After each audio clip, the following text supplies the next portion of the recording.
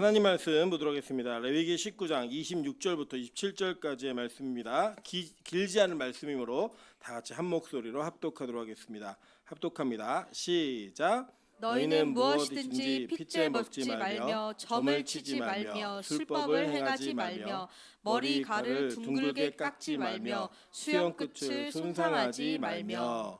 네, 우리 주변에 있는 분들에게 이렇게 한번 인사하도록 하겠습니다. 당신 때문에 행복해졌습니다. 그리고 이렇게 인사하겠습니다. 나 때문에 더 행복해질 겁니다. 네, 별로 자리를 잘못 하신 분들이 많이 계시네요. 인사를 잘 하시는 것 같은데, 하나의 은혜 가운데 우리 빛가성교회가 서로의 얼굴을 볼 때마다 행복해지는 교회가 되기를 소망합니다.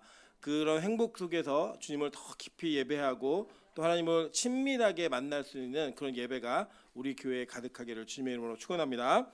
네, 오늘 레위기 43번째 이상하네요. 43번째 시간입니다. 19장 26절부터 27절까지의 말씀을 가지고 헤어샵과 영적 무장이라는 희한한 제목으로 하나님 말씀 나누도록 하겠습니다.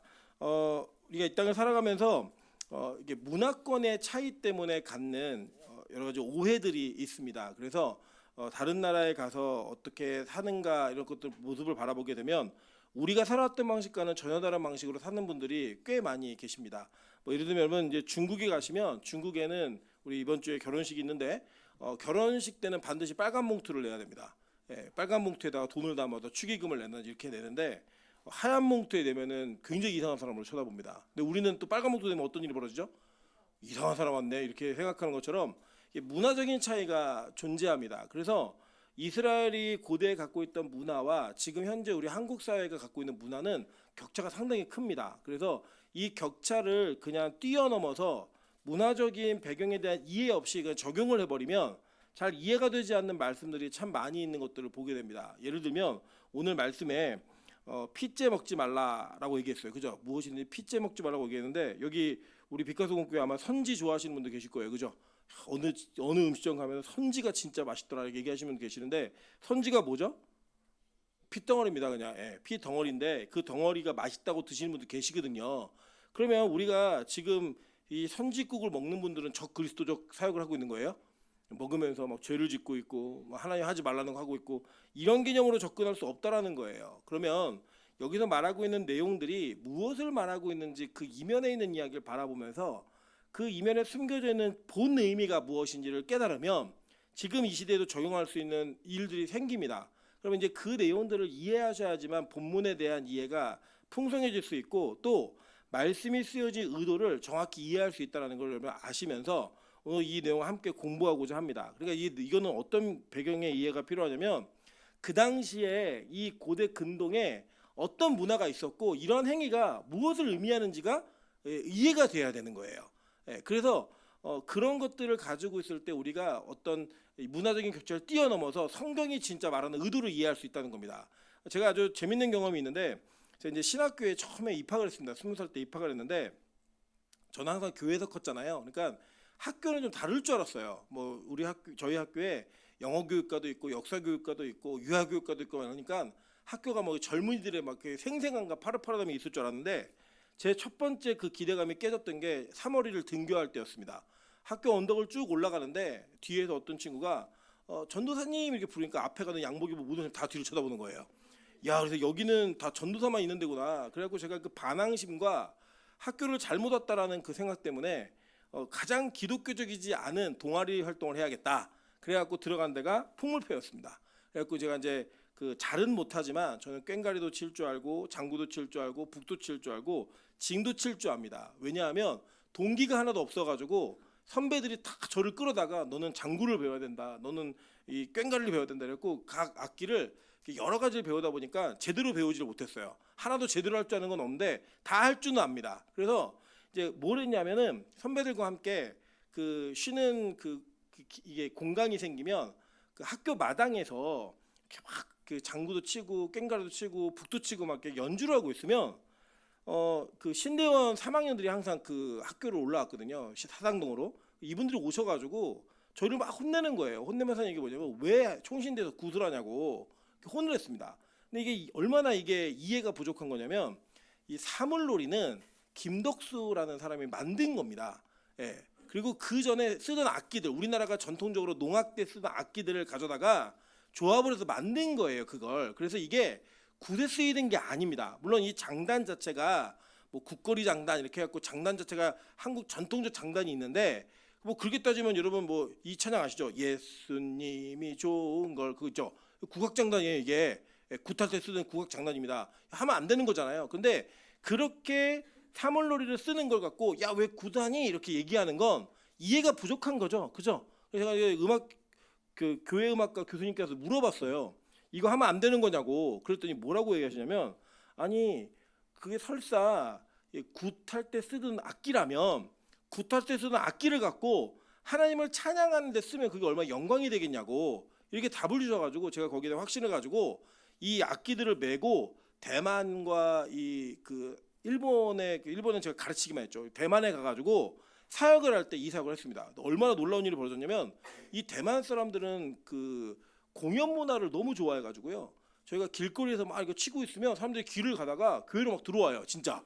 예, 그리고 이거 악기만 꺼내가지고 막 치기 시작하면 사람들이 벌떼처럼 몰려고 구경을 합니다. 그때가 이제 언제였냐면, 여러분 구준엽이랑 강원래라는 그룹 아시죠? 예, 그룹 이름이 뭐였죠? 클론의 한류가 대만에 있어가지고 그 음식점이나 시장에서 막 그 클론 음악이 나오던 그때예요. 그때 막 저희 이걸 치고 있으면 구름대 같은 사람들이 몰려들어갖고 그분들에게 복음을 전했던 그 기억이 저에게 있습니다. 그러니까 이거 잘 보세요. 제가 왜 이 얘기를 길게 했냐면, 문화적인 차이를 이해하지 못하면, 그 문화 속에 담겨지는 의미를 이해하지 못하면 우리는 장구를 치고 북을 치면 왜 굿을 해? 이렇게 얘기한단 말이에요. 근데 거기 안에 있는 의미가 무엇인지를 깨닫고 나면, 아 그렇게 해서 이렇게 쓰니까 되게 좋은 의미가 있었네, 이렇게 이해할 수 있는 것처럼 오늘 본문에 있는 이야기들은 그 의미의 내면을 이해해야지만 알 수 있는 본문입니다. 그러니까 이걸 같이 문화적인 규율로 정하면, 그것들로 제한해버리면 공부할 필요 없으세요. 오늘 왜 그러냐면요, 여러분 지금 피자 먹는 거 문제 돼야 안 돼요? 안 되죠. 먹을 수 있어요, 그냥. 그죠? 그리고 점을 치지 말, 이건 문제가 될 수 있죠. 근데 여기 머리를 둥글게 깎지 말며 수염 끝을 손상하지 말며. 제가 오늘 그 집에서 혼자 머리도 자르고 수염도 면도도 하고 왔거든요. 예, 그럼 말씀 어긴 거잖아요, 목사가. 이거 본문을 전하면서 이 문자 그대로 지키라는 법이 아니라는 겁니다. 그럼 도대체 여기에 무슨 의미가 있는지 이 내용들을 함께 나누면서 이해해 보도록 할게요. 자, 그러면 먼저 제가 오늘 좀 길게 나눌 텐데, 핏째 먹지 말며의 부분을 길게 나눌 겁니다. 설교 전체가 길다는 건 아니에요. 놀라지 마시고. 이 핏째 먹지 말며라는 게 무슨 의미가 있는지 한번 보도록 하겠습니다. 성경은요, 피와 생명을 직접적으로 연결했어요. 왜냐하면 여러분 기억나시죠? 흙이 뭐였죠? 흙이 히브리어로 아다마였잖아요, 그죠? 아다마에서 아파르를 취해서 하나님이 사람을 빚었단 말이에요. 그래서 이 아다마에서 나온 사람의 이름이 뭐였어요? 아담이었죠, 그죠? 그런데 그 아담이 가지고 있는 피가 담입니다. 담, 히브리어로. 그러니까 이게 연결되어 있는 구조예요. 그래서 아다마가 무슨 뜻이냐면 붉은 흙이에요. 예. 그러니까 붉은 흙, 그리고 붉은 흙에서부터 사람이 나왔고 그 사람에게는 붉은 피가 흐르고 있다. 이게 연결되어지는 히브리어의 언어 유희예요. 그래서 이 내용은 연결되어 있는 겁니다. 그래서 이스라엘 사람들은 야 피가 생명이야라고 얘기하면 그게 인지가 되고 이해가 되는 거예요. 무슨 의미인지 이해되시죠? 그 히브리어적으로, 언어적으로. 자, 그렇기 때문에 창세기 9장 4절부터 6절 한번 보시면 이해가 될 겁니다. 그러나 고기를 그 생명되는 핏째 먹지 말 것이니라. 내가 반드시 너희의 피 곧 너희의 생명의 피를 찾으리니, 짐승이면 그 짐승에게서, 사람이나 사람의 형제면 그에게서 그의 생명을 찾으리라. 다른 사람의 피를 흘리면 그 사람의 피도 흘릴 것이니 이는 하나님이 자기의 형상대로 사람을 지으셨음이니라 라고 얘기하면서 피와 생명의 연결 지점을 어디로까지 갖고 가요? 창조 때 하나님이 사람을 창조하신 걸로 가져가는 거예요. 그러니까 이들 이해가 되는 거지, 이 사람들. 아, 그치, 아다마에서 아담이 나왔고 아담에게는 담이 흐르고 있지, 이렇게 이해가 되는 거예요. 자, 그래서 이 내용은 그냥 이스라엘 문화 속에서 이해하셔야 되는 게 맞습니다. 그러니까 뭐냐, 피는 생명이에요. 피 자체가 사람 자체를 의미한다는 겁니다. 자, 그런 개념으로 계속 볼게요. 레위기 17장 14절부터 16절 다 같이 한번 읽어보겠습니다. 자, 시작. 모든 생물은 그 피가 생명과 일체라. 그러므로 내가 이스라엘 자손에게 이르기를 너희는 어떤 육체의 피든지 먹지 말라 하였나니 모든 육체의 생명은 그것의 피인즉 그 피를 먹는 모든 자는 끊어지리라. 또 스스로 죽은 것이나 들짐승에 찢겨 죽은 것을 먹는 모든 자는 본토인이거나 거류민이거나 그의 옷을 빨고 물로 몸을 씻을 것이며 저녁까지 부정하고 그 후에는 정하려니와 그가 빨지 아니하거나 그의 몸을 물로 씻지 아니하면 그가 죄를 담당하리라. 자, 왜 이렇게 얘기하는지 이해가 되시죠? 좀. 이스라엘 문화가 이러니까 그 피와 생명을 직접적으로 연결하고 있구나 이해가 되실 거예요. 신명기 12장 23절부터 25절도 동일하게 이야기합니다. 다만 크게 삼가서 그 피는 먹지 말라. 피는 그 생명인즉 내가 그 생명을 고기와 함께 먹지 못하리니 너는 그것을 먹지 말고 물같이 땅에 쏟으라. 너는 피를 먹지 말라. 내가 이같이 여호와께서 의롭게 여기시는 일을 행하면 너와 내 후손이 복을 누리리라 라고 얘기했습니다. 자, 그러니까 이게 뭐냐면요, 보세요. 우리가 고기를 먹는다 그러면 고기는 맛있습니까 안 맛있습니까? 맛있죠, 그죠? 근데 고기를 먹는다라는 것은 반드시 뭐가 수반되어야 되냐면 죽음이 수반되어야 돼요. 이해되시죠? 그러니까 어떤 존재가 죽어야지만 내가 그 고기를 먹을 수 있는 거예요. 돼지가 죽든지 소가 죽든지 양이 죽어야지만, 닭이 죽어야지만 우리는 그것을 먹을 수 있게 됩니다. 근데 그 죽음을 통해 먹는 것과 생명을 같이 먹지 말라는 거예요. 이게 문화적으로 이해가 되시나요? 그러니까 죽음과 생명이 같이 먹여지면 안 된다는 겁니다. 그래서 그거에 대한 이 규율을 지키라고 율법은 너무나 엄격하게 이 문제에 접근했어요. 그래서 이 접근했음에도 불구하고 이 피를 먹는 자들이 있었습니다. 자, 성경 볼까요? 에스겔 33장 25절부터 29절입니다. 그러므로 너는 그들에게 이르기를 주 여호와께서 이같이 말씀하시되 너희가 고기를 피째 먹으며 너희 우상들에게 눈을 들며 피를 흘리니 그 땅이 너희의 기업이 될까 보냐. 너희가 칼을 믿어 가증한 일을 행하며 각기 이웃의 아내를 더럽히니 그 땅이 너희의 기업이 될까 보냐 하고 너는 그들에게 이르기를 주 여호와께서 이같이 말씀하시되 내가 나의 삶을 두고 맹세하노니 황무지에 있는 자는 칼에 엎드려뜨리고 들에 있는 자는 들짐승에게 넘겨 먹히게 하고 산성과 굴에 있는 자는 전염병에 죽게 하리라. 내가 그 땅이 황무지와 공포의 대상이 되게 하고 그 권능의 교만을 그치게 하리니 이스라엘의 산들이 황폐하여 지나갈 사람이 없으리라. 내가 그들이 행한 모든 가증한 일로 말미암아 그 땅을 황무지와 공포의 대상이 되게 하면 그때 내가 여호와인 줄 그들이 알리라 하라라고 얘기했어요. 자, 그러니까 얼마나 화가 나셨냐면, 야, 내가 너희들 진짜 아무것도 안 남고 아무것도 존재하지 못하게 황무지처럼 만들어버릴 거야 라고 했던 그 대상들의 죄가 뭐예요? 고기를 어떻게 먹었다는 거예요? 피째 먹었다는 거예요. 그렇게 얘기하고 있다는 겁니다. 에스겔 34장 1절부터 6절 한번 볼게요.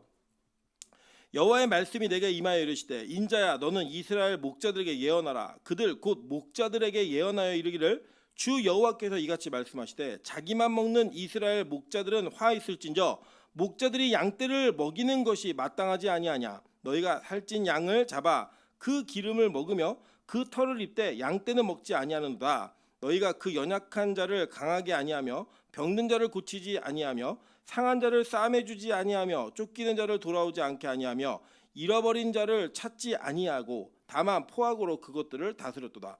목자가 없으므로 그것들이 흩어져서 모든 들짐승의 밥이 되었도다. 내 양떼가 모든 산과 모든 맷뿌리에마다 유리되었고 내 양떼가 온 지면에 흩어졌을 때 찾는 자가 없었도다라고 얘기합니다. 자, 뭐냐면 여기서 그 기름을 먹었다는 표현이 있어요. 이게 뭐냐면 레위기를 보시면 우리가 이거 배우셨는데 이 고기를 먹는 것과 기름을 먹는 것에 같은 의미를 두고 피를 먹는 것과 이 기름을 먹는 것을 같은 의미로 접근하고 있습니다. 그 뭐냐면 제사장들에게 금지되어진 먹어야 될 것 중에 하나가 하나님께 드리는 기름과 피를 같이 먹지 말라고 얘기했어요. 근데 이스라엘 사람들이 어떻게 했냐면, 야, 우리가 보니까 먹지 말라는 피를 한번 먹어보자. 고기를 피째 먹었고요.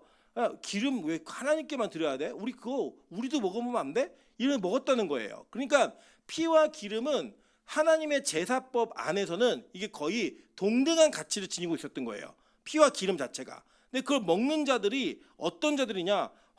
이 사람들을 흩어지게 하고 목자들이 자기가 돌봐야 되는 양떼를 다 산에다 유리해 놓고 돌보지 않는 그런 이 방목과 방만함에 대한 이 징계와 그 지적을 할 때 하나님은 이 고기를 핏째 먹는 것과 그 기름까지 먹는 것들을 이야기했단 말이에요. 그래서 그것을 어디까지 가져가고 있냐면 사람들에게 횡포를 부려서 그들을 통해 무언가 빼앗고 유익을 누리는 그 강포함 자체도 이렇게 표현합니다. 이사야 1장 15절이에요.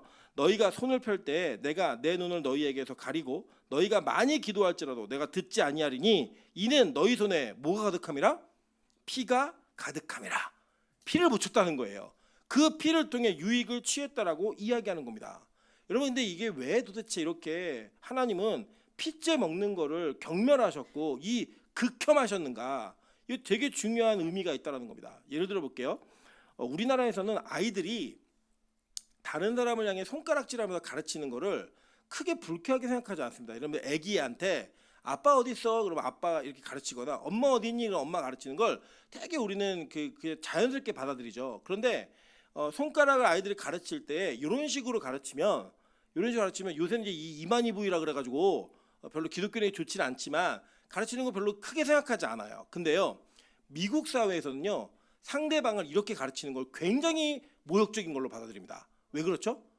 이게 총기가 허용된 사회예요. 이게 무슨 상징이냐면 총의 상징이란 말입니다. 그래갖고 총으로 누군가를 쏘는 듯한 그런 제스처를 취하면 엄마가 굉장히 다급하게 안 돼 그러면서 말려요. 네. 그리고 아이가 또 하려 그러면 전 그때 제가 그 보스턴에 있는 그 식당에서 흑인 아이가 막 사람들 이러니까 붙들고 너 하는데 제가 깜짝 놀랐어요. 옆에 있는 제가 막 공포스러울 정도로 등치 이만한 엄마가 그 아이한테 엄청 크게 나 하는데 이 아이가 쫄아가지고 어떻게 할지 모르더라고요. 그렇게 굉장히 불쾌한 일이 되는 거예요. 뭐냐면 이 한국 사회와 미국 사회가 가지고 있는 손가락에 대한 의미가 완전 다르기 때문이에요. 그러니까 뭐냐면 이게 되게 중요한 거예요. 미국 사회에서는 이렇게 가르치면 살인 의도를 표현하는 겁니다. 야, 너 내가 쏴버릴 거야. 이 의도가 들어있는 거죠. 근데 우리나라는 총기가 없는 나라잖아요. 사회 속에서. 그래서 애들이 막 빵야 이러고 놀아도 할아버지 빵 이렇게 얘기해도 저놈이 큰일 날 놈이다 이렇게 얘기하지 않고 막 죽는 그걸 흉내내면서 오히려 아이에게 그 기쁨을 주는 이런 반대적인 게 있는 거죠. 그래서 이게 되게 중요한 거예요. 그러면 왜 하나님은 그 피 자체를 먹는 거, 피가 무슨 의미가 있어요? 그리고 솔직히 여기 다 제가 예전에도 한번 설교한 적이 있는데 피를 고기하고 완전히 분리해서 먹을 수 있어요, 없어요? 없잖아요. 원심 분리기로 하지 않는 이상은 고기에서 피를 완전히 제거하고 분리시키는 불가능한 일입니다. 아무리 피를 빼도 그 모세혈관까지 있는 피가 있어요. 그러니까 피 자체를 섭취하는 것에 대한 문제를 어렵게 가져간 게 아니라 성경은 그것이 가지고 있는 의미를 굉장히 중요하게 생각했다는 거예요. 예를 들면 여러분 기독교에서는 이혼이라고 하는 문제를 굉장히 엄하게 다룹니다. 그런데 여러분 이혼이 성경에서 완벽하게 금지가 되어 있나요? 그렇지 않아요. 배우자가 간음을 했을 경우에나 또 안 믿는 남편이나 안 믿는 부인이 믿는 남편과 믿는 부인과 내가 못 살겠다라고 얘기하면 헤어지라고 성경이 얘기했단 말이에요. 그러면 이혼 자체를 할 때 왜 그것을 철저하게 금지하면서 말을 했는가? 내용을 보면 그 결혼이라는 시스템 안에 예수와 교회와의 관계를 담아놨기 때문에 그게 중요한 거예요. 그래서 여러분 예를 들어서 어떤 사람이 둘이 똑같이 한도짜리 반지를 끼고 있는데 한 사람은 길에서 주운 반지예요. 대박이죠. 한도짜리를 주웠다 그러면. 그런데 한 사람은 뭐 아버지가 돌아가시면서 남긴 유품이에요. 그러면 똑같은 한돈 반지인데 의미가 같아요, 달라요? 다르죠. 이건 완전 다른 거죠. 아마 길에서 주운 반지를 잃어버린 사람은 잃어버렸으면 에이 내가 주웠더니 잃어버렸네 이러고 말 거예요. 근데 아버지의 유품으로 받은 반지를 잃어버렸으면 그 반지 찾아야 안 찾아요? 끝까지 찾아냅니다. 왜요? 의미가 다르기 때문이에요. 어디 가서 똑같은 반지 하나 사다 줄게 이게 되는 게 아니라고요. 여러분 그런 것처럼 이 피채 먹지 말라고 하는 것은 의미적인 부분에서 중요한 의미가 있었기 때문에 금지되었던 거예요. 그럼 도대체 이게 무슨 의미가 있는가 한번 볼게요. 레위기 17장 11절입니다.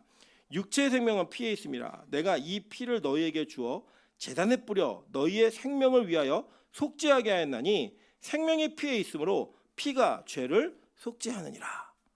자, 그러니까 제사가 반드시 피와 병행되어져야 되는데 그 피로 병행되어지는 건 뭐냐면 생명을 드렸다는 의미가 있다는 거예요. 그래서 그 피를 드림으로 말미암아 너희의 그 죽음이 이 죄를 속죄하게 만드는 거야 라고 하는 시스템이 있었기 때문에 그 피로 인한 속죄에 대한 개념이 서 있는 하나님에게는 그 율법이 있는 하나님에게는 사람이 짐승을 죽이고 그 죽인 피를 함부로 섭취하는 것을 철저하게 금지하신 거예요. 이거 죄의 영역과 죄를 속하는 것은 누구의 영역이에요? 하나님의 영역이잖아. 철저하게 우리가 결정하는 영역이 아닌 겁니다. 내가 용서해주면 용서하는 게 아니라 하나님이 용서하셔야지만 용서받는 거예요. 그렇기 때문에 이 영역은 누구의 영역이다? 하나님의 영역인 거예요. 이거 손대면 돼요, 안 돼요? 안 되는 거예요, 여러분. 예를 들어서 뭐 아이가 아빠 인감돈 좀 빌려줘. 왜? 아빠 나 도장 찍기 놀이하게. 이러면 여러분 그거 주세요, 안 주세요? 안 줘요. 막도장은 줄 수 있지만 인감도장은 줄 수가 없어요. 법적 효력이 있는 도장이기 때문에. 그런 것처럼 하나님은 이 피의 제사를 받으시기로 하나님의 계획과 그 율법의 그 정확한 기준이 있었기 때문에 피째 먹는 것을 금지하신 거예요. 자, 계속 볼게요. 왜 중요한가? 출애굽기 24장 6절부터 8절 읽어보겠습니다. 자, 시작. 모세가 피를 가지고 반은 여러 양푼에 담고 반은 제단에 뿌리고 언약서를 가져다가 백성에게 낭독하여 듣게 하니 그들이 이르되 여호와의 모든 말씀을 우리가 준행하리이다. 모세가 그 피를 가지고 백성에게 뿌리며 이르되 이는 여호와께서 이 모든 말씀에 대하여 너희와 세우신 언약의 피니라. 자, 무슨 피라고요? 언약의 피. 이게 히브리어는 담 하브리트예요. 예, 담이 들어갔죠. 피래요. 하브리트 뭐예요? 언약의 피라는 거예요. 이게 뭐냐? 피의 언약이다 이런 거예요. 그 이 언약적 개념이 생명을 걸고 한 언약이라는 거예요. 근데 여러분 이거 보세요. 구약에서 이미 하나님은 우리의 죄를 어떻게 사하시겠다라고 작정하셨죠. 그죠? 그 시스템을 세우신 거란 말이에요. 그러니까 이거는 인간이 자기 마음대로 다룰 수 있는 영역이 아니라 하나님만이 다루실 수 있는 영역인 거예요.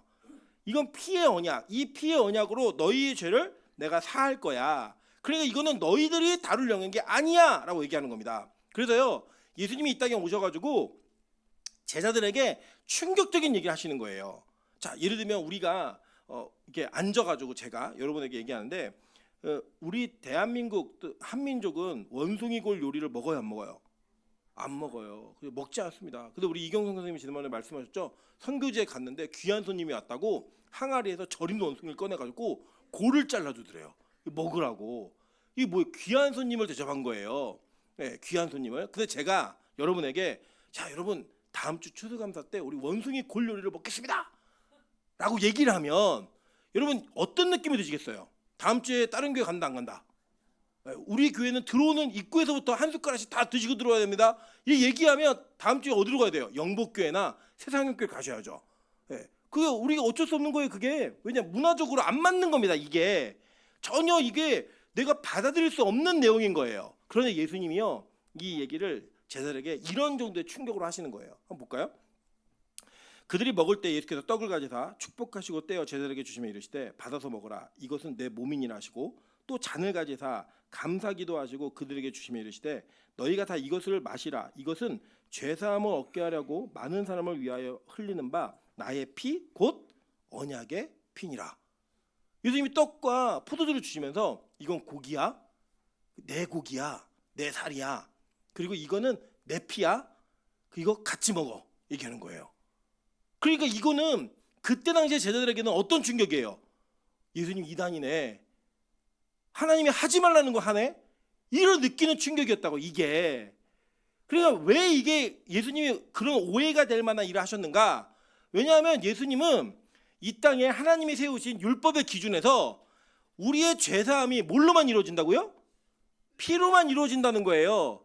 그 예언을, 그 율법을 완성하시고 성취하시는 유일한 하나님이신 거예요. 이건 누구만 할 수 있는 거냐? 예수님만 할 수 있는 거라고요. 짐승들로 하는 게 아니라, 인간이 자의적으로 하는 게 아니라 예수님만이 이 율법의 완성으로서 너희 이거 다 먹지 말라 그랬지? 이건 나만 할 수 있는 거야. 그 영역에 대한 확증을 제자들에게 말씀하신 거예요. 그 제자들이 이게 충격이었던 거예요. 율법에는 우리는 평생 고기하고 피는 못 먹게 되어 있는데 예수님이 떡과 포도주를 주면서 이거는 내 살, 고기고 이거는 내 피다. 이거 먹어. 그럼 너희들 죄 사함 받아.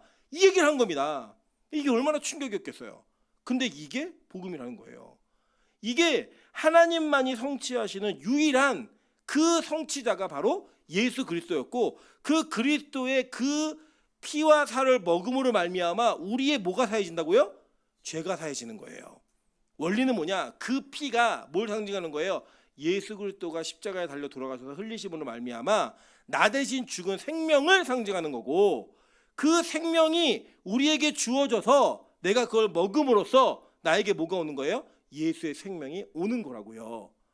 그 율법의 기준이 우리의 구원에게 그대로 적용되고 있는 거예요. 그래서 반드시 예수의 피가 필요했고, 그 예수의 피는 짐승의 피와는 전혀 다른 피였다는 거예요. 볼까요? 히브리서 9장 11절부터 14절입니다. 그리스도께서는 장래 좋은 일에 대제사장으로 오사 손으로 짓지 아니한 것 곧 이 창조에 속하지 아니한 더 크고 온전한 장막으로 말미암아 염소와 송아지의 피로 하지 아니하고 오직 자기 피로 영원한 속죄를 이루사 단번에 성소에 들어가셨느니라. 자, 보세요. 모형이었던 성막에서, 성전에서는 뭐의 피로 이것을 대신한 거예요? 네, 짐승인 염소와 송아지의 피로 이걸 대신했다고요. 근데 이 대신한 거는 영원했어요, 단회적이었어요, 일회적이었어요? 일회용이었다고. 일회용으로 한 번 하고 다시 해야 되고 또 다시 해야 되는 거예요. 근데 여러분 한번 보세요. 우리가 예배 시간에, 설교 시간에 막 예배 드릴 때 우리의 잘못과 죄가 지적받으면 회개해요, 안 해요? 회개하죠. 그리고 나가면서 옆 사람과 부딪히면 또 죄죠, 안 죄요? 예, 탁 갔는데 마지막 남은 야채김밥을 들고 갈 때 그 사람이 뒤통수를 보면서 얼마나 그 살인 충동이 들고 막 그래요. 그때 우리 또 뭐예요? 죄를 또 짓는 거예요, 거기 가서. 예, 그렇게 예배 시간에 내가 아내한테 잘해줘야지, 남편한테 잘해야지. 그럼 나가면서 부부싸움 하면서 또 뭐예요? 또 아내를 죽이고 또 남편을 죽이는 이 살인 행위를 또 저지르고 있는 거죠. 우리가 그렇게 돌아서면서 죄를 지을 때마다 우리가 회개했던 옛날의 구약적 방식은 다시 우리를 깨끗하게 만들지 못하고 또 더럽게 만들고 또 더럽게 만든다는 거예요. 그런데 이 모형이었던 염소와 송아지의 피는 그랬는데, 자, 예수 그리스도는 자기의 피로 무슨 속죄를 이루었대요? 영원한 속죄를 이루었다는 거예요. 무슨 속죄요? 영원한 속죄. 그래서 예수님의 속죄사역은 단회적이에요. 한 번. 일회용과 단회적은 달라요. 한 번으로 영원한 죄사함을 이룬다는 거예요. 그래서 이 의미가 담겨져 있기 때문에 너희들 피 갖고 함부로 먹고 장난치지 마, 이렇게 얘기한 거예요. 오직 누구의 피만 먹어야 되니까? 예수의 피만 먹어야 되니까. 그 보세요. 염소와 황소의 피와 및 암송아지의 재를 부정한 자에게 뿌려 그 육체를 정결케 하여 거룩하게 하거든 하물며 영원하신 성령으로 말미암아 흠없는 자기를 하나님께 드린 그리스도의 피가 어찌 너희 양심을 죽은 행실에서 깨끗하게 하고 살아계신 하나님을 섬기게 하지 못하겠느냐라고 얘기했어요. 자, 이게 너무 중요한 신학적 의미가 있어요. 여러분, 만약에 진짜 여러분이 예수를 믿고 그 피를 먹음으로 말미암아 마심으로 말미암아 영원한 생명을 얻었잖아요. 그러면 여러분 어떤 일이 벌어지냐면 양심의 죽은 행실이 여러분 변화되기 시작합니다. 보세요. 완전 달라요. 율법주의자들은 변화된 행실이 있어야지만 구원을 받는다고 얘기해요.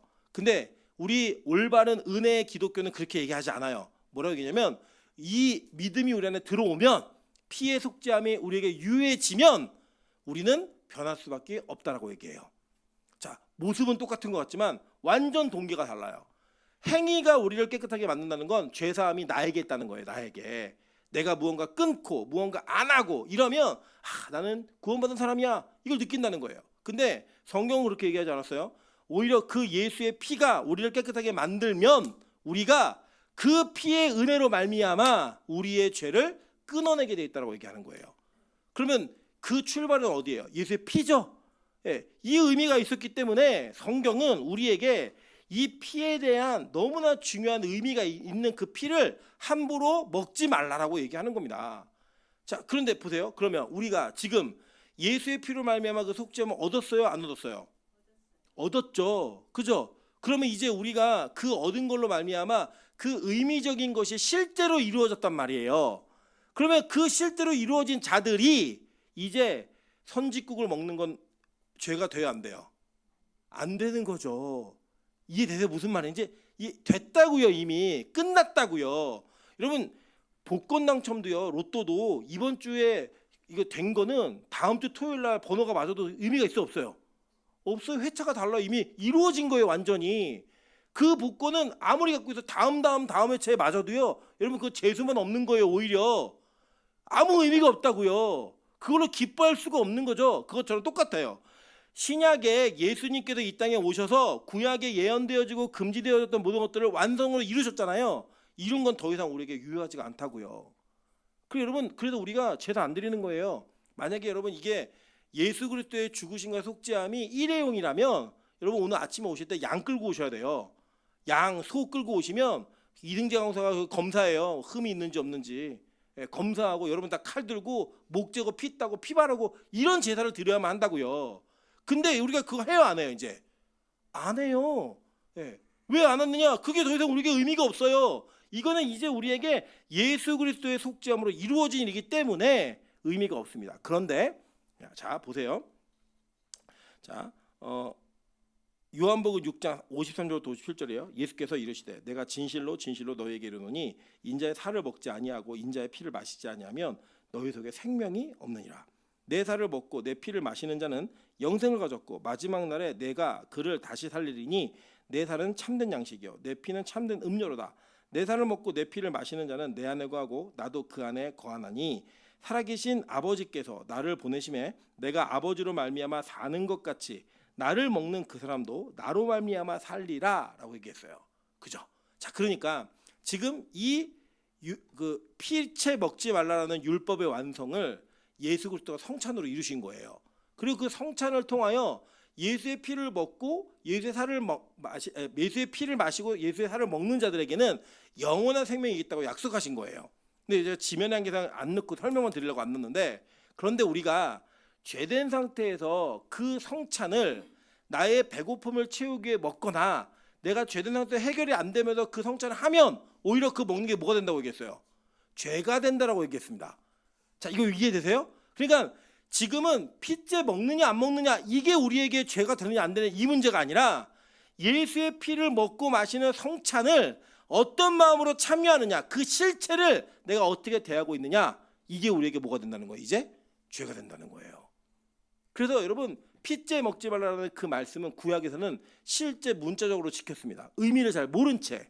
근데 이 의미를 알고 있는 신약의 백성들은 이제 우리가 이해해야 될 건 뭐냐면 내가 성찬에 참여하여 예수의 피를 먹고 마시는데 그 피를 먹고 마실 준비가 되어 있는지 그 성찬에 참여할 만한 자격이 있는지가 이 피를 먹고 마시는 것에 대한 의미를 지키느냐 못 지키느냐의 사람이 된다는 거예요.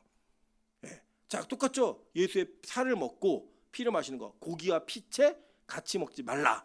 근데 이게 누구에게만 유효해요? 예수님을 믿고 그 예수로 말미암아 사는 자들에게만 유효한 거예요. 근데 그렇게 안 살아요. 그런데 그걸 먹고 마시면 그게 뭐예요? 죄가 된다는 거예요. 그래서 오히려 이거는 영적인 죄로 연결되어 있는 겁니다.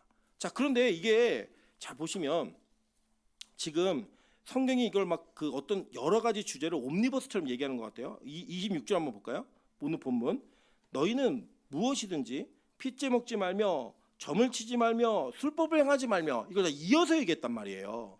그래서 도대체 이거 왜 이어져 있느냐? 주제가 다 다른 건가? 그렇지 않다는 겁니다.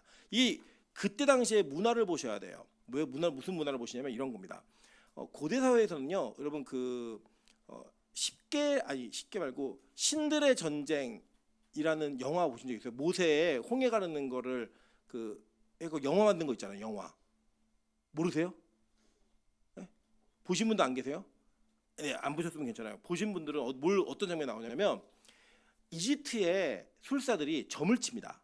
점을 치는데 뭐로 점을 치냐면 새 간 있죠. 날아다니는 새 간을 가지고 간점을 쳤어요. 이 간점을 쳤는데 생간을 꺼내서 간의 모양을 가지고 점을 친 거예요. 여러분 아시죠? 우리도 무당들이 쌀을 탁 던져갖고 쌀 알이 어떻게 펼쳐진다를 보고 점괘를 맞추듯이 새 간을 꺼내가지고 그 간이 피가 막 질질 흐를 거 아니에요. 줄줄 피가 흐르고 있는데 그 간을 가지고 점을 쳤어요. 그러니까 피가 있는 점을 친 거예요.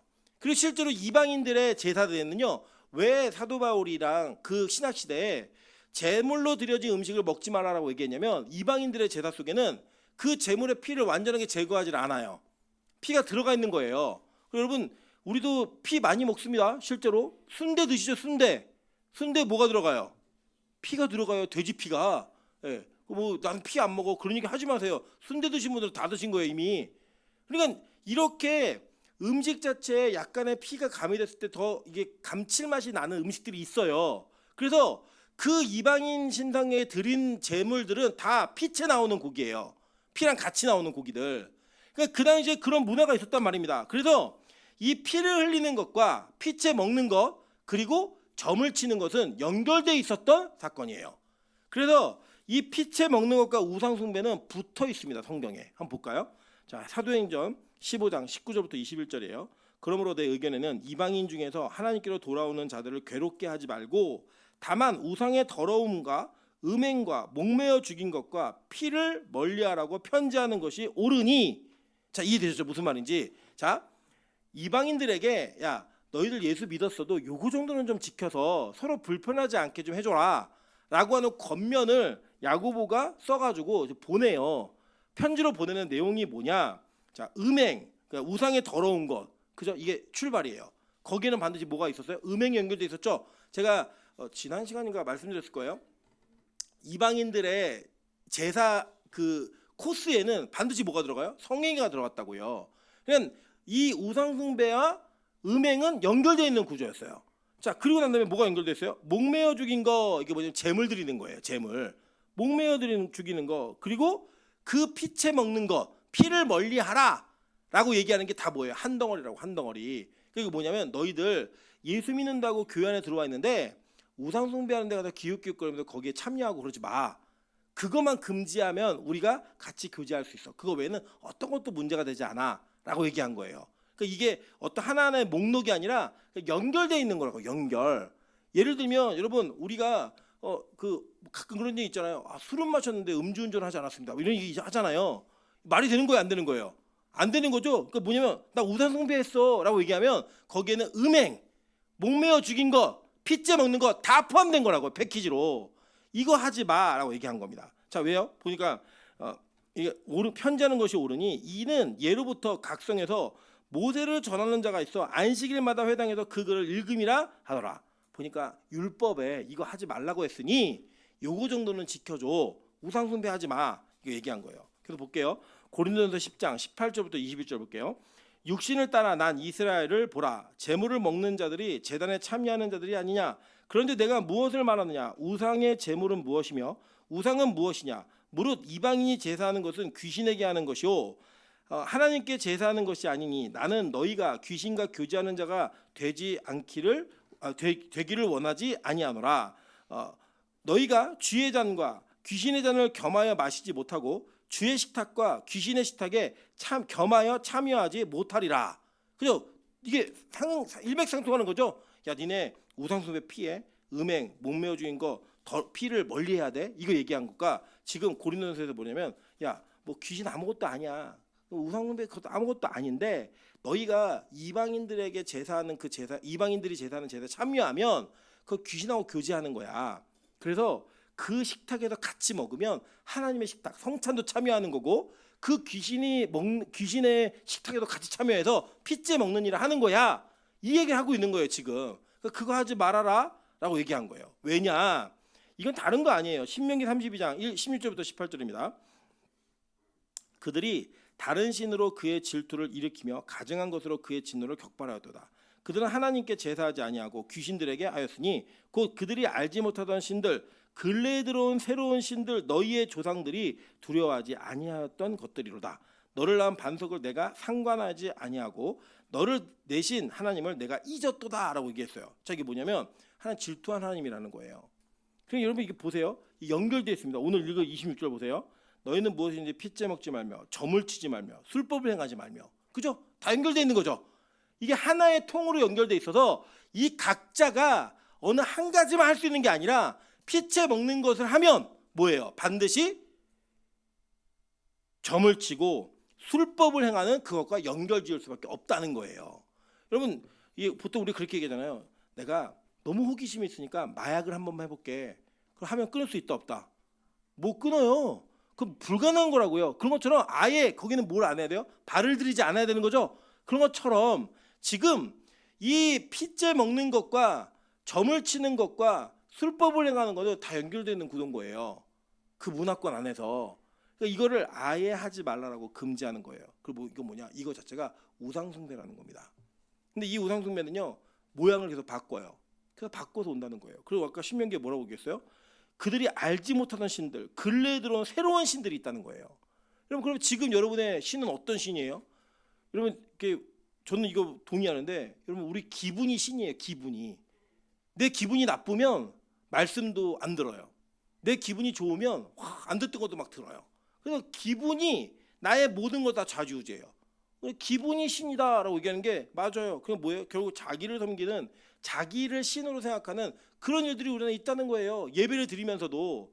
그러니까 이 우상숭배가 시작이 되면 뭐예요? 성찬도 핏째 먹는 범죄를 정하게 되는 거고, 뭐예요? 점치고 술법 행한다는 거예요. 자, 이게 왜 연결됐나? 제가 자세하게 설명드릴게요. 자, 점수를 하지 말라. 점을 친다. 이게 뭐냐면 히브리어로요, 나아시라는 단어예요. 이 나아시가 무슨 단어인지 뜻을 한번 볼게요. 점치다, 징조를 살피다, 뱀처럼 속삭이다예요. 예. 그 나하스가 뭐냐면 뱀이에요, 뱀. 예. 그래서 이 뱀이 사람을 어떻게 꼬셔요? 속삭였죠. 속삭이면서 뭐라고 했냐면, 야, 너 하나님처럼 될 수 있어. 너 하나님처럼 될 수 있으니까 너 이거 선악과 따먹어. 그러면 너 눈이 밝아져가지고 네가 선악을 판단하게 되고 네가 하나님처럼 미래를 알 수 있게 돼. 이거를 얘기해 준 거예요. 그러니까 이 에덴 동산에서 안식일마다 하나님을 섬기면서 나는 당신의 종입니다라고 인정하고 고백해야만 했던 아담과 하와에게는 이 소리가 어떤 소리냐? 야, 너도 하나님처럼 돼가지고 네가 진짜 왕이 될 수 있는 거야. 네가 신이야. 네가 하나님이야. 그 얘기에 혹한 거예요. 그리고 여러분, 이게 지금과 똑같은 거죠. 말씀이 나에게 맞으면 듣고 나한테 안 맞으면 안 듣고. 최근에 제가 어떤 동영상을 쭉 보다가 신학교에서 동성애를 옹호하는 신학생들의 이야기를 들었어요. 네. 인터뷰를 하는데 진짜 얼굴을 모자이크 처리해놓고 인터뷰를 하는데, 하나님은 사랑인데 그 성소수자들을 왜 사랑하지 않느냐 이렇게 얘기하는 신학생들의 인터뷰를 보면서, 야, 한국교회가 성경을 얼마나 잘못 가르치는지를 알게 된 거예요. 뭐냐면 그들은 자신들이 생각하는 개념 속에서 하나님은 무조건 사랑만 해야 되는 신이에요. 무조건. 예. 그러니까 어떤 일을 저질러도 사랑해야 되는 신인 거예요. 여러분 잘 기억하세요. 하나님은 사랑의 하나님이 맞아요. 근데 동시에 공의의 하나님이에요. 공의하고 사랑은 공존할 수가 없는 것처럼 보이지만 이건 공존해요. 왜 공존하느냐? 그 공의가 정확하게 적용되어야지만 사랑받을 자들이 구분되어져요. 이해되세요? 너무 중요한 거라고요. 그러니까 동성애자를 사랑해야 되는 게 아니라 동성애를 미워하고 있는, 동성애를 끊고 싶은 동성애자들은 우리가 사랑할 수 있어요. 근데 동성애가 아무 죄책이 되지 않는 자는 사랑할 수가 없다고요. 왜요? 거기엔 공의가 없기 때문에. 여러분, 그런데 우리가 뭐가 돼요? 신이 돼가지고 뭐예요? 내가 미래를 알고 싶고 미래에 대한 결정을 다 하는 거예요. 여러분, 제가 이렇게 많이 경험했던, 오늘 이제 저녁 예배가 뭐냐면 교회 안의 무당들이에요. 제목이 뭐냐면, 여러분, 기독교인들이 점을 보는 이 20대, 특히 30대, 20, 30대에서 점 보는 퍼센테이지가 기하급수적으로 늘고 있습니다. 예. 전국의 목사가, 정식 교육을 받은 목사가 약 10만 명쯤 된다고 해요. 근데 무속에 관련되어진 사람들이 80만이 넘는다고 얘기합니다. 예. 근데 그 사람들을 다 먹여 살리는 게 뭐냐? 기독교인들도 가서 먹여 살린다는 거예요. 이 세계관이 얼마나 무서운 세계관인지 우리 보셔야 되는 건데, 이들이 왜 그러냐면 이런 거예요. 자, 간단히 논리적으로 정리해 볼게요. 우리의 미래는 누가 결정하셨어요? 하나님이 결정해 놓으셨어요. 근데 내가 그걸 기다리기가 싫은 거예요. 내가 그거를 하나님의 뜻을 구하며 기다리기가 싫은 거예요. 그리고 뭐 하냐? 점쟁이를 찾아가서, 야, 내 남편은 어떻게 생겼어? 내 남편은 뭐 하는 사람이야? 내 신부 될 사람은 뭐 하는 사람이지? 이거를 물어보는 거예요. 왜요? 하나님이 정해놓으신 짝을 기다리는 게 힘든 거예요. 하나님의 때를 기다리는 게 힘든 거예요. 그러니까 어떻게든 나의 미래를 뱀의 속삭임에 귀 기울여서 미래를 알 수만 있다면, 내가 하나님처럼 앞의 일을 알 수만 있다면 누구를 사용해서라도, 누구를 이용해서라도 나 그거 해보고 싶어 하는 거예요. 제가 실제로 말씀드린 적 있잖아요. 제가 섬기던 교회 권사님한테 하도 점을 보시길래, 권사님 왜 이렇게 점을 보시냐고 그랬더니, 아 목사님 기도라면요 응답이 안 와요. 목사님한테 물어봐도 맨날 기도만 하면 된다고 하나님 뜻을 알 거라고 얘기하는데 무당은 바로바로 응답해 줍니다. 즉각 얘기해 준다는 거예요. 동쪽으로 가지 말라고, 서쪽으로 가지 말라고, 이거 먹으라고, 여기에 취업하라고 정확하게 알려준다는 거예요.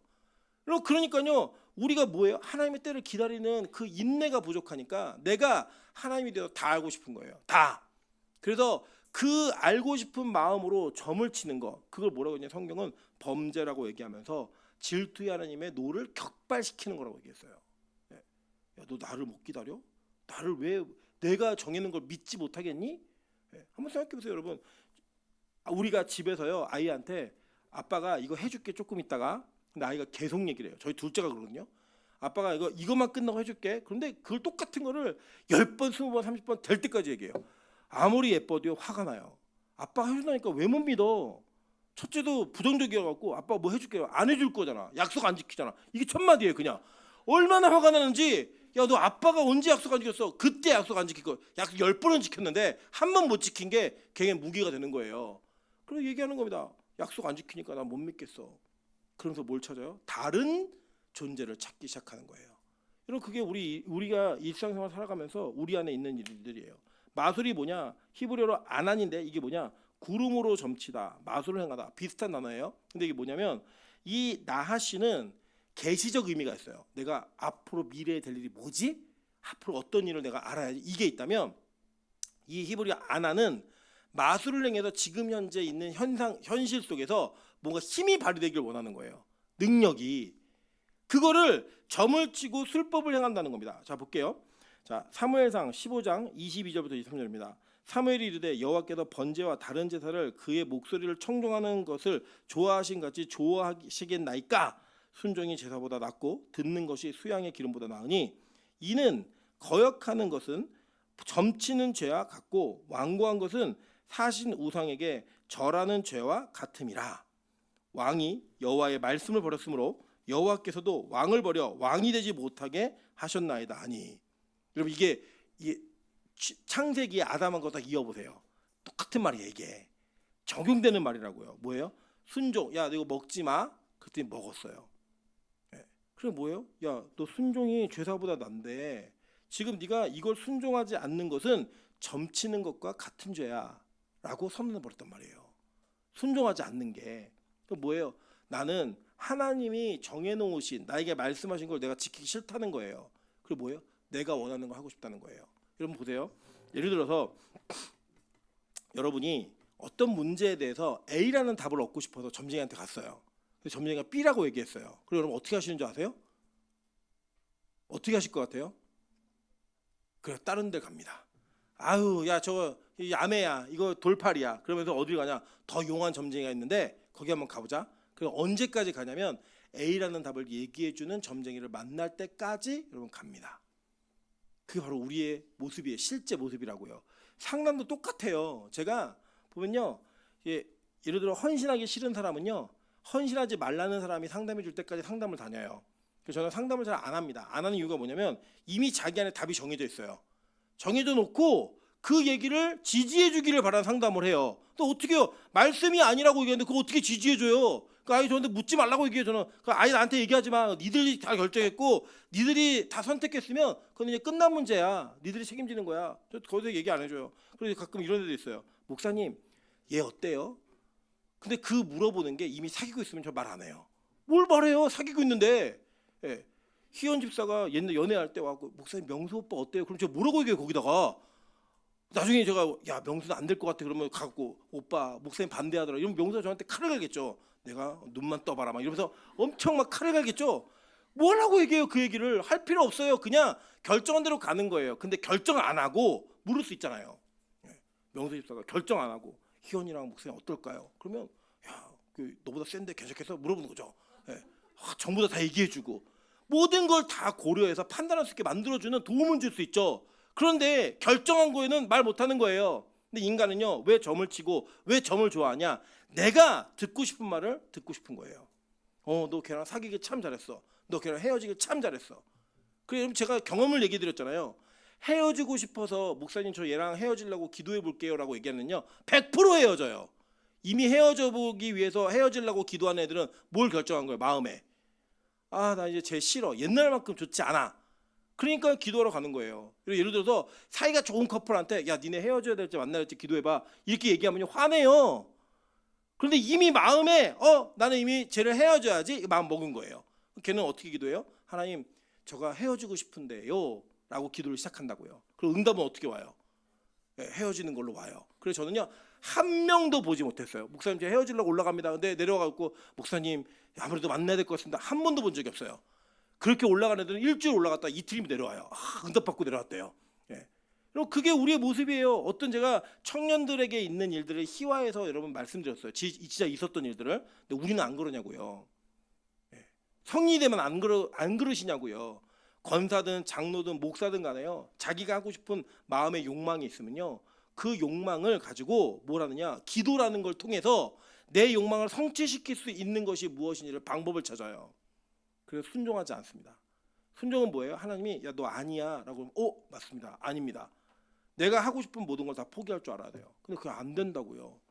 내가 안 하고 싶어도 하나님이 하라고 하시면 해야 되는 게 순종인데, 이 순종 안 하고 거역하는 게 뭐랑 똑같대요? 점치는 것과 똑같다라고 얘기하는 거예요. 왜요? 점치는 거는요, 나에게 필요한 말, 내가 듣고 싶은 말을 들을 때까지 계속 다니기 때문에. 점술은 뭐예요? 점술은요, 흉내내면서 하나님의 이 은사와 하나님의 영역을 이 땅의 걸로 환산하는 거예요. 자, 볼게요 한번.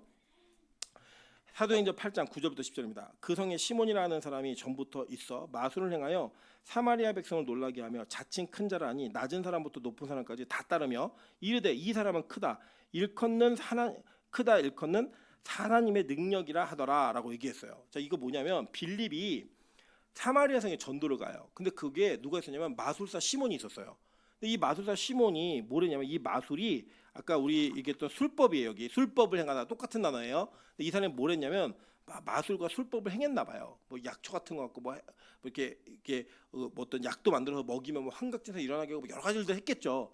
그런 일들을 막 하니까요, 사람들이 야, 저 사람은 능력이 있어. 저거 하나님이 주신 능력이야라고 얘기했다는 거예요. 그런데 이 사마리아 성에서 예수 믿는 사람이 많다는 얘기 듣고 예루살렘 교회에서 파송을 해요. 베드로하고 요한을 파송을 했는데, 베드로 요한이 와가지고 안수를 하는 사람마다 성령이 막 임하는 거예요. 그 임하니까 시몬이 이렇게 얘기합니다. 자, 18절부터 20절이에요. 시몬이 사도들의 안수로 성령 받는 것을 보고 돈을 들여 이르되 이 권능을 내게도 주어 누구든지 내가 안수하는 사람은 성령을 받게 하여 주소서 하니, 베드로가 이르되 내가 하나님의 선물을 돈 주고 살 줄로 생각하였으니 내가 은과 내가 함께 망할지어다라고 얘기했어요. 제가 예전에 제가 전도사 때였는데 욕을 한 적이 있어요. 욕을 실제로 육두문자로. 무슨 욕을 했냐면, 지나간 어느 지역을 지나고 있었는데 플랜카드가 하나 붙어 있는데요. 뭐라고 했냐면 방언 100% 그리고 인당 10만 원 써 있었어요. 10만 원 헌금하면 방언 100% 받게 해준다는 거예요. 정신 나간 사람도 아니에요? 제가 이 플랜카드를 보자마자 육두문자로 욕을 했어요. 너무 창피하고 너무 열받고 속상해서. 여러분, 근데 이런 일들이요, 지금 교회 안에 너무나 비일비재하게 많은 거예요. 마치 치성으로 100일 기도를 하고 치성으로 뭔가를 하면 어떤 일들이 이루어질 것처럼, 이제 조만간 보세요, 수능기도회 다 할 거예요, 근처에. 여러분, 그 수능기도회 한다고 평소에 7등급이던 애가 2등급으로 올라가겠어요? 그런 일 없습니다. 오히려 그냥 7등급이 되면 밀려 쓰게 달라고 기도하세요. 밀려 쓰면 더 많이 맞을 수도 있으니까. 그게 우리 현실적이죠. 그런데 우리는 그렇게 기도하면서 세상의 욕심, 그 세상에 있는 어떤 이 내 기도로서 뭔가 발휘해서 상을 바꾸고 싶은 열심으로 하나님을 섬기는 척하면서 기도를 하고 내 욕심과 욕망을 심어버려요. 거기다가 하나님, 우리 첫째 사업 좀 잘 되게 해주세요. 우리 딸내미 시집 좀 잘 가게 해주세요. 이러면서 우리 기도하는 그 내용이 다 원하는 게 뭐예요? 부잣집에 시집 가게 해주세요. 하나님, 제발 우리가 흔히 말하는 대기업, 뭐 주의를 못 지켜도 괜찮으니까 그런데 취업 좀 하게 해주세요. 우리 그런 기도만 한다고요. 그게 실제 우리의 모습이에요. 그래서 그 기도를 통해 뭘 이루고 싶은 거예요? 술법을 행하는 거예요. 술법을 확 바꿔서 내가 돈만 많이 생기면 뭐 내가 이거 해서 대박 나면 하는 게 다 드릴게요. 이렇게 얘기하는 그런 형태의 모습으로 신앙생활하는 거, 이게 뭐예요? 다 우상숭배랑 연결되어 있고, 빚제 먹는 거, 마술 행하는 거, 술법 하는 거 다 이어져 있는 거예요. 그래서 지금 기독교가요, 되게 위기예요. 정말 복음과 예수 그리스도를 잘못 이해하고 올바르게 이해하지 못한 채 강단에서 설교되어지는 선포가 사람들에게 많은 이 도전 의식을 줘요. 야, 기도 열심히 하면 되겠구나. 저 진짜 그러다니까요. 맨날 꼴찌하는 형님이었는데 그 어머니가 어디 가서 기도를 받았는데 잠언을 100번 읽으면 서울대학교 간다고. 예, 뭐예요? 그 마귀의 메시지예요. 마귀의 메시지. 이런 공부는 요새 최근에 밝혀진 겁니다. 딸내미는 아빠의 유전자일 수도 있고 엄마의 유전자일 수도 있어요. 근데 아들은 무조건 엄마 머리예요. 예, 내 아들이 공부 못한다고 누구 때문이에요? 엄마 때문이에요. 예. 이거 과학적이 의학적으로 밝혀진 거예요. 예, 미토콘드리아 X에서부터 지능 유전자가 오기 때문에 아들이 공부를 못한다. 누구 머리예요? 네, 딸이 공부를 못한다. 아빠일 수도 있고 엄마일 수도 있는데 아들은 무조건 누구다? 나다. 예, 그렇게 이해하시면 됩니다. 예, 어쩔 수 없어. 이거는 뭐 의학적인 거니까. 예, 근데 이게 기도한다고 바뀌는 게 아니라고요. 기도한다고 변화되는 게 아니에요. 여러분 이거는요. 우리가 이 땅을 살아가면서 하나님이 우리 안에 정해놓으신 게 있어요. 여러분 공부 못한다고 불행한 거 아니잖아요. 근데 왜 그거를 기도로 공부가 은사가 아닌 애들을 왜 괴롭히세요? 그렇게 하지 마시라고요. 마찬가지예요. 우리 인생에 우리가 원하는 대로 다 된다고 행복한 것도 아니에요. 그런데 그 행복한 게 아닌 거를 가지고 열심히 노력하지 마시라고요. 예를 들면 이런 게 있어요. 저 요새 저희 처남이 오늘 안 왔으니까 자기 왔을 때 얘기하면 나간다고 그래서 왔을 때 얘기 못해요. 예. 처남이요. 제가 버는 돈의 몇 배를 벌어요. 몇 배를 버는데 저희 처남이 저를 만날 때마다 하는 얘기 뭔지 아세요? 매형 너무 부러워요. 형은 다 가졌어요. 이래요. 예. 뭐예요? 돈을 벌어도 만족되지 않는 게 있다는 거예요. 만약에 돈만 기준으로 하면은 걔가 부러워야 돼요. 근데 저는 걔가 하나도 부럽지 않거든요. 근데 걔는 저를 너무 부러워해요. 돈 타고 다니는 차, 돈 이런 것만 따지면 걔가 훨씬 좋은 차를 타고 훨씬 자산도 많아요. 근데요, 걔는 저를 만날 때마다 얘기해요. 형 너무 부러워요. 형은 정말 다 가졌어. 매형은 진짜 다 가졌어. 나 너무 부러워. 이 얘기를 계속해요. 왜 그런 얘기를 할까요? 여러분 이 땅에 돈을 벌어도 만족되지 않는 게 있다는 거예요. 그럼 확실해요. 돈만으로도 만족되지 않는 인생에 빈 부분들이 있다는 거예요. 여러분 그래서요 우리는 이 땅에서 기도를 통해서 세상 사람들이 원하고 추구하는 것들을 얻어내는 존재들이 아니에요. 우리가 그런 술법으로 이 세상 걸 얻어내가지고 내가 돈 줄 테니까 나한테 성령님의 능력을 좀 주십시오. 얘기하는 게 아니라고요. 근데 우리가 그 일을 서슴없이 하고 있는 거예요. 기독교라는 명목하에 그냥 거룩기라는 포장하에 성경은요 이거를 알고 있었어요. 그래서 이미 구약시대부터 이 모든 걸 다 금지하고 있는 거예요. 니네 하나님 섬긴다고 얘기하면서 핏째 먹으면서 점치고 술 뽑아가는 거 하지 마 얘기한 거예요. 그 이어서 뭐가 있느냐. 자, 오늘의 하이라이트 헤어스타일이 나옵니다. 야, 이걸 보는데 제가 이게 도대체 어떻게 설교를 해야 되는가 고민했어요. 일단 이게 이해가 안 돼요. 머리카락을 둥글게 깎지 말며. 이게 무슨 뜻이에요? 모르시겠죠? 잘. 이게 뭐냐? 자, 제가 이제 흔히 말하는 투블럭이에요. 투블럭. 여러분이 가끔 중국 애들 보시면 중국 아이들 머리를 여기 위에만 남겨놓고 여기 다 밀어버리는 그런 머리를 한 애들이 있어요. 변말 말고요. 여기 황비용 머리 말고 여기 위에만 뚜껑만 남겨놓고 동그랗게 미는 머리가 있어요. 그걸 얘기하는 거예요. 지금 이게. 근데 이걸 왜 금지시켰는가? 이게 중요한 거예요. 왜 금지시켰냐면요. 이거는 이방 제사장들, 특별히 그 시대에 호루스라고 하는 이집트의 신이 있어요. 이 호루스라는 신이 새예요. 독수리로 바뀌는 신인, 변신하는 신인데 이 신을 섬기는 사제들이 머리를 다 이렇게 동그랗게 깎았어요. 여기 위에만 남겨놓고 이 머리 스타일을 하지 말라는 거예요. 또 하나 뭐가 있었냐? 하토르라고 하는 신이 있었는데 이 하토르의 신의 사제들이 이 머리 깎기 의식이 있어가지고 예배를 드릴 때 이 사람들이 머리 깎는 의식을 해요. 이 의식을. 근데 어떻게 깎냐? 머리를 동그랗게 깎아요. 왜냐면 하토르의 상징이 태양이에요. 그 여러분 그 10가지 재앙 때 도금의 흑암이 있었죠. 그 흑암 때 심판받은 신이 하토르 신이에요. 그 하토르 신의 상징이 태양입니다. 근데 그 태양이 어디 있냐? 이 머리 위에 있어요. 항상 심벌로. 그러니까 이 머리 위에다가 태양을 얻는 그 위치에다가 뭘 놓냐? 받침대를 놓는데 그 머리카락이에요. 그리고 여기만 남겨놓고 깎는 거예요. 그러니까 이거는 이스라엘 문화를 이해하면 되는 거죠. 예를 들면 우리 지금 이 시대에 머리를 남자 성인이 스포츠로 깎고 문신을 내놓고 쫄티를 입었다. 뭐예요? 얘는 직업이. 그 조폭이잖아요. 99.9%가 조폭이에요. 문신하고 반팔 쫄티를 입고 머리를 짧게 깎고 있으면 얘는 99.9%가 조폭이에요. 맞죠? 예. 그런 것처럼 그 시대에 머리카락을 둥글게 깎고 요 위에 뚜껑만 남겨두고 있으면 얘는 뭐냐? 얘는 호루스의 사제나 이 하토르의 예배에 참여해서 그 의식을 행하네요. 네. 그러니까 어떻게 하는 거예요? 그걸 하지 말라는 거예요. 왜요? 하나님은 구별됨을 요구했기 때문에. 그래서 여러분 이 성경에서 율법이요 정반대로 갑니다. 자 보세요. 자 레위기 21장 5절이에요. 제사장들은 머리털을 깎아 대머리 같게 하지 말며 자기의 수염 양쪽을 깎지 말며 살을 베지 말고 이렇게 얘기했죠. 그죠? 하지 말라는 거. 제사장은 아예 머리털 깎지 마. 대머리처럼 하지 마. 이런 거예요. 그래서 머리가 빠지고 그러면 대머리 못 돼요. 하나님 그래서 저를 보호하셔가지고 지금 잠깐 멈추게 하셨어요. 막 빠지다가 여기 비고 있는데 어쨌든 대머리를 멈췄어요. 근데 보시면 잘 보세요. 예레미야 9장 25절 26절 25장 23절이에요. 제가 읽어드릴게요. 여호와의 말씀이니라. 보라 날이 이르면 할례 받은 자와 할례 받지 못한 자를 내가 다 벌하리니 곧 애굽과 유다와 에돔과 암몬 자손과 모압 및 광야에 살면서 살적을 깎은 자들에게라. 이 살적을 깎다가 이 머리를 이렇게 둥글 깎은 사람들 얘기하는 거예요. 이거 깎은 사람들 뭐예요? 이방인에게 제사하고 이방신의 제사에 참여한 자들이에요. 내가 가만히 두지 않겠다는 거예요.